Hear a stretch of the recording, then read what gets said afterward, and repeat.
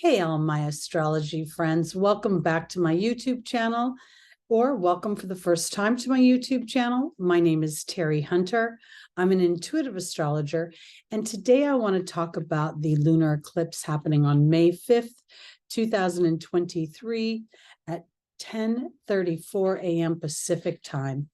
Before I start, I just want to let you know that in the May monthly horoscopes, I have addressed the eclipse specifically by rising sign. So you can check out those videos to find out what house and how this might affect you more directly. But what I wanted to do today was to talk about some of the themes that are going on, that are starting and in some ways culminating during this lunar eclipse. This eclipse is a full moon eclipse.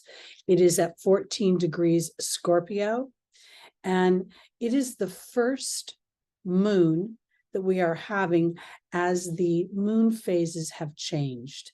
I was listening to Molly McCord last week, and as a result, she commented that as a result of the two new moons in Aries that we experienced, we now start May with a full moon rather than a new moon. And this cycle is going to go on until July 2024.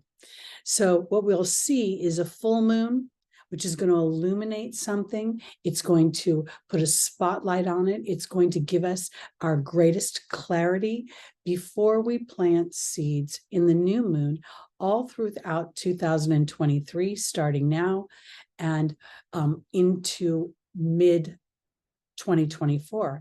And I think this is very interesting because we're starting this on an eclipse in the sign that rules so many deep, savory elements to the human experience. The Scorpio energy by nature is intense. It is penetrating. It rules sex. It rules the occult. It rules finances. It rules other people's money, both those people that manage our money and how we intermingle our money. It is very much a sign where we are interacting with other humans and defining even more clearly who we are in relation to those relationships. It's super powerful. The nature of Scorpio, some of the key words are the detective, the psychologist, the surgeon, the hypnotist, and the sorcerer. Scorpio can be very charming and disarming and very,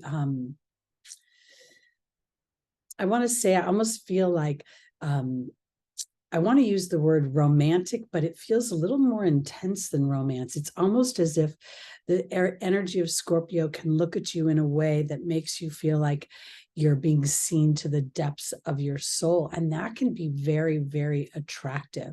It can be very freeing in many ways. It can also be a little bit unsettling. It can make you feel as if you have nowhere to hide, to be frank. We see in the Scorpio energy a real wanting to be private. There's a secretive nature. We see a little bit of distrust. Scorpio is actually, by nature of just the sign, is actually a very good listener, because Scorpio listens with three ears, the two that are inside of on the either side of their heads, and then the inner knowings ear that's able to identify and to be aware of unconscious patterns in other people's communications, which is why Scorpio appears to be so powerful and so controlling, because oftentimes humans don't realize how much information they give away through their conversation, through the things that they worry about, through their body language. So this is super powerful. And once you gain Scorpio's trust, you have a loyal and steadfast and devoted energy behind you. It is really very, very rich, because the Scorpio nature, because it rules physical death, it is, and criminal behavior. It rules aberrated and deviant sex. It's very polarizing on some level, because the information that Scorpio can garnish can be used for good, or it can be used for its own purposes, and that can be out of balance. So I think what we're seeing here is that this particular eclipse is also the first moon where we are, I should say full moon, where we are out of the pattern of the 16-degree full moon. We saw the 16-degree full moon start with the Aries full moon in October 2022, and we went all the way through till the Libra full moon in April of 2023. So this was a period of time of reflection to see how we trust our inner knowing, how we listen to our intuitive body, how we care for ourselves in relation to others. So now, as we go into this cycle with this eclipse happening, there is an even bigger spotlight on how we perceive ourselves and our power, our ability to create money. Scorpio is one of the three big financial signs. We have Taurus and Capricorn joining Scorpio, but Scorpio rules big money, not just millions of dollars, but billions of dollars. So there's a real opportunity here to start to assess and to evaluate where you demonstrate your power, how you respond and react to other people's power or seemingly power and control.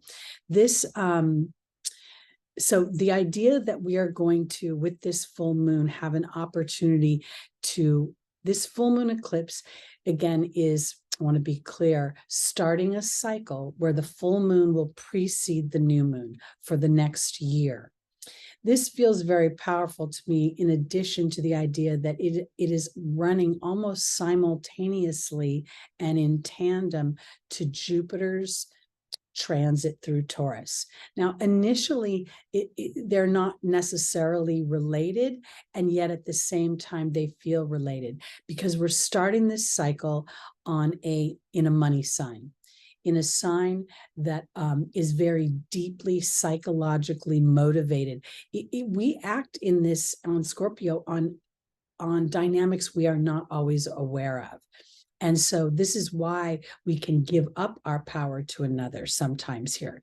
So I believe that as Jupiter transits Taurus, it's going to ground my faith. It's going to ground my belief in myself. It's going to offer me expansion to build in the material world.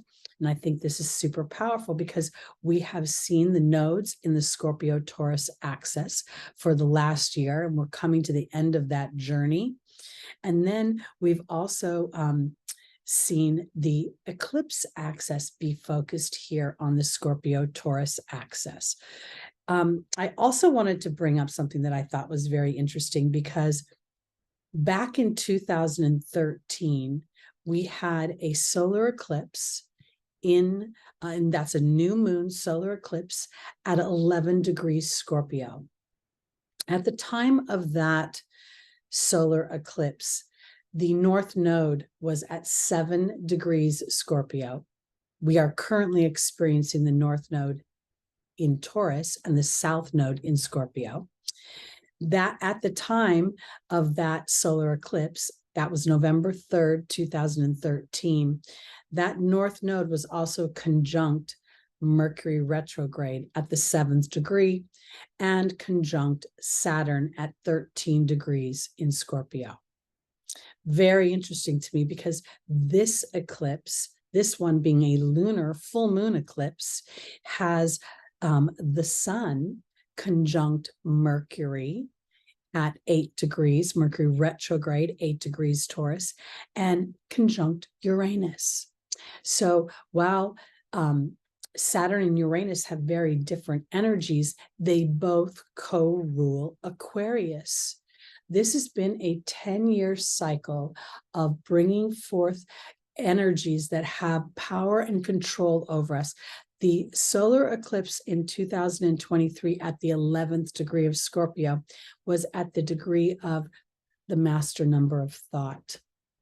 And it was also the 11th degree is ruled, by Aquarius, and Aquarius is ruled by Saturn and Uranus. So I feel as if we're coming to this cycle where we are coming into an awakening. That's one of the other things about the Scorpio energy is there is an intensity and an awareness of the underbelly of a psychological imprint of motivations. And again, in balance, this can be used to really remove or to overcome blocks or any areas that have been pulling us back and holding us back. This is very, very powerful because the new moon being conjunct Mercury again, and both times Mercury was retrograde. I hope I'm being clear. The 2013 solar eclipse, Mercury was retrograde, offering an opportunity to see how I think conjunct the North Node retrograde in Scorpio. And that to me was very much about how do I want to assert my power? How do I want to control my life? How do I want to build my life? How do I perceive the things that I want? And am I willing to dig deep enough to use all the tools and the resources that this earthly existence has to offer us? And that would be tools like astrology, moon rituals, focus wheels, focus boards, vision boards, things that bring my unconscious motivations to a bit of an awareness so that I don't try to resist them and I don't try to conquer them. I just use them as a piece of information to identify where I'm tripping myself up and holding myself back. Because this particular lunar eclipse feels as if there's a culmination in this 10-year cycle. And as we move into 2024, we will see Pluto, which also rules Scorpio, move into Aquarius. So as it's been in the last few degrees over 2022 and 2023 in Capricorn, we have been deconstructing our fears. We have been given an opportunity to look at a deep level as to why do we feel depressed or oppressed or repressed or feel stagnant.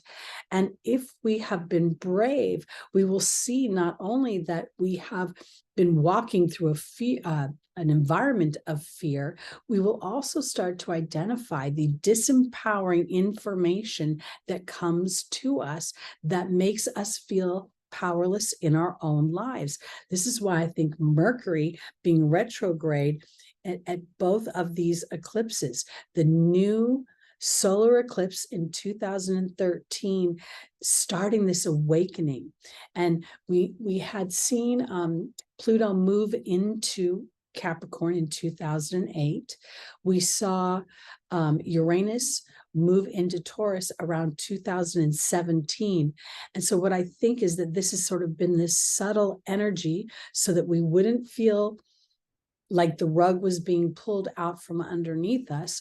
And now I believe we sit in an energy where we are more willing to look fully at a situation, to look how we address the moon issues, how we eat. I want to say that because the moon rules our emotional body. And oftentimes when we feel out of balance, we feed our bodies versus fuel our bodies. And that can affect our psychology.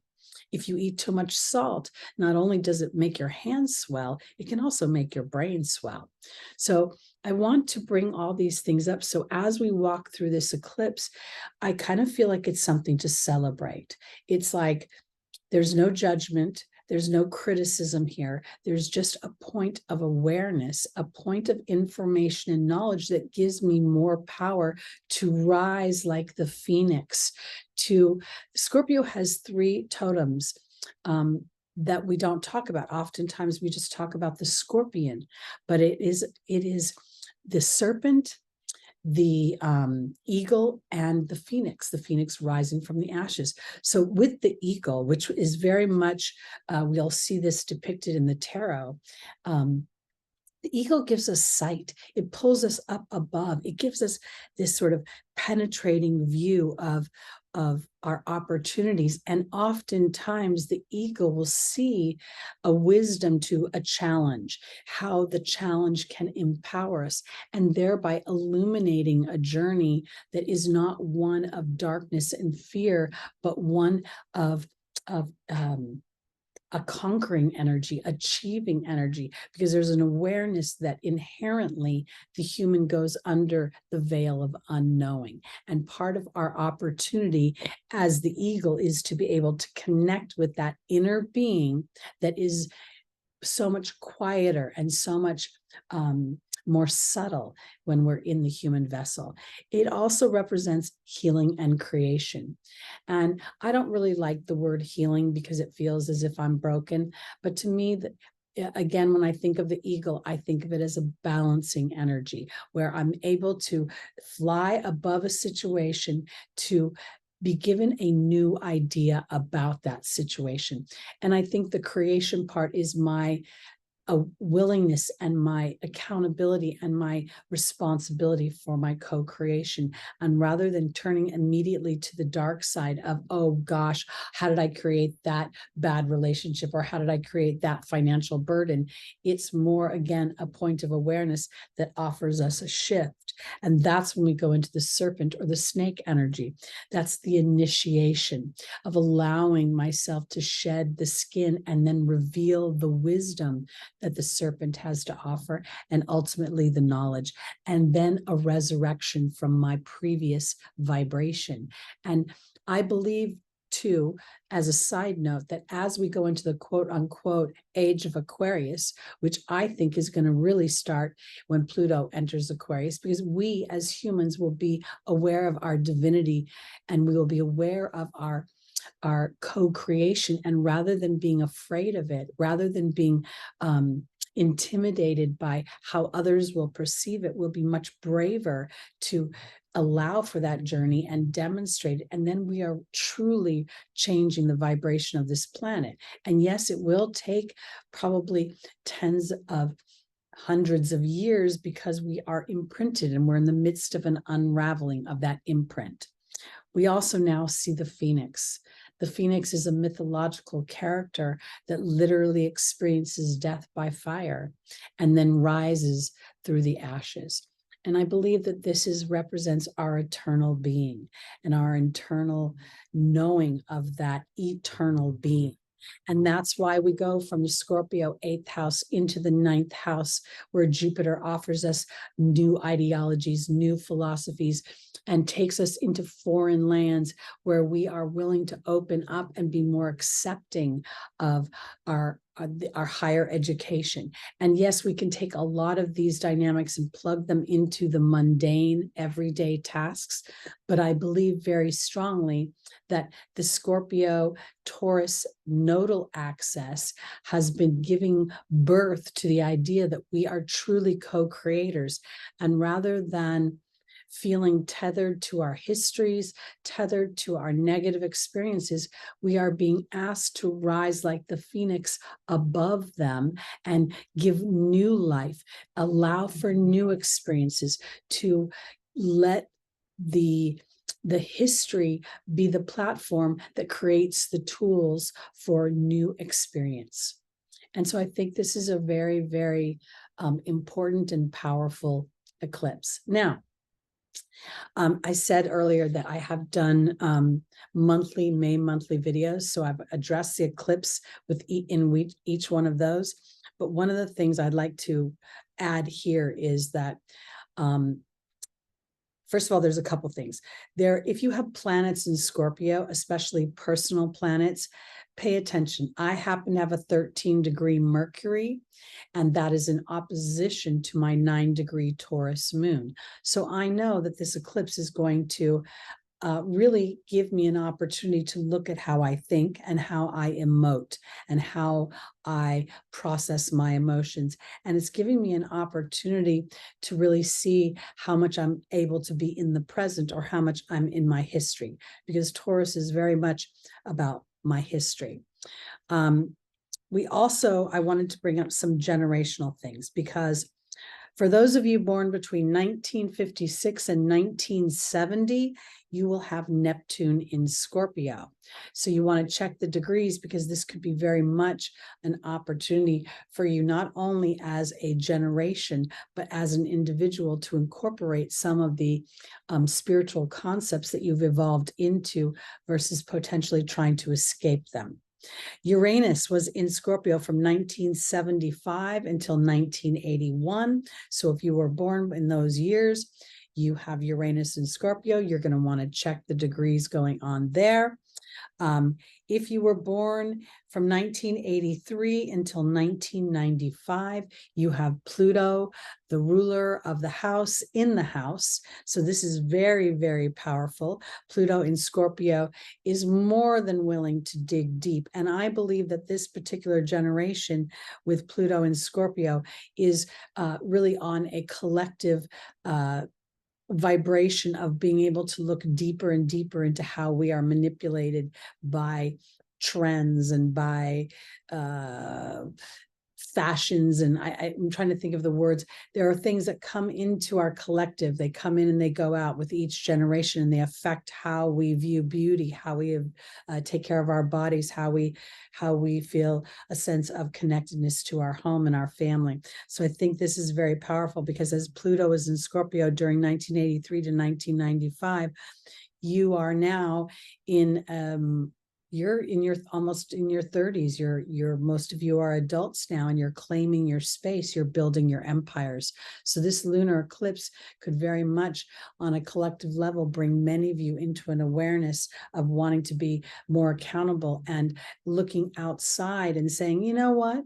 I have a discernment. I've been initiated. I've incorporated my wisdom, and now I will choose and integrate as necessary between what I'm being marketed into and what feels authentic to the deeper part of my inner knowing, my gut, my intuitive body, my psychic knowing. And then those of you born between 2012 and 2015 have Saturn in Scorpio. And I brought Saturn into the mix because Saturn was at 13 degrees Scorpio when there was the new moon solar eclipse on November 3rd, 2013. So this is really, to me, a kind of a powerful, it's a 10-year cycle. It sort of feels like, naturally we count 1 to 10.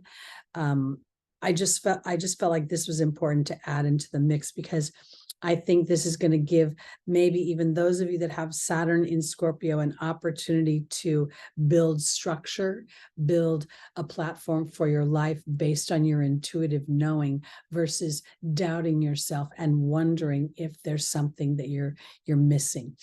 I believe that humans have been trained to look outside of themselves for validation of what they want, and oftentimes inadvertently, if it doesn't match another person's agenda or the other side's intentions, that we could get our own intentions thwarted or dumbed down, because people need other people to help build their futures, their financial futures. Think of it this way. I like to watch the History Channel, and they have series, the foods that built America, the men that built America, all sorts of different things. And when you watch these shows, you'll find that oftentimes these businessmen, their individual decisions affected generations, and how generations processed certain dynamics. We look at World War II, a lot of the food companies were marketing things in a way that would play to our financial fears. So you could get like a candy bar, and it would be like a 10 cents, and it would be marketed as all the protein you need all day. So these are the kind of things I think we're waking up from. And now there's an opportunity to really implement new structures within our mental process that allow us to build material structures that are more aligned to the win-win for humanity versus the I win and you lose. So that's it for me. I think this is, again, a very powerful period of time, not just because it's an eclipse, but because of how all the other layers in the stars are lining up for our liberation and for our freedom, and in a way where we feel much more safe and secure about it, because we're coming from a strong intention versus a reaction to oppression, a reaction to someone else's agenda, a reaction to being overwhelmed by somebody else's power and control. My name is Teri Hunter. I'm an intuitive astrologer. If you'd like to book a reading with me, please send me an email. I will send you information on both my angel readings and my astrology readings. And please join me live Sunday mornings, 11 a.m. Pacific time. That's where we do a tarot and angel spread for each one of the signs to get the angel's advice for traversing the week ahead's transits. Thanks so much, everybody. Please like, please subscribe, please share, and hit that notification bell so you'll know when new content comes out. All right, everybody. Peace out.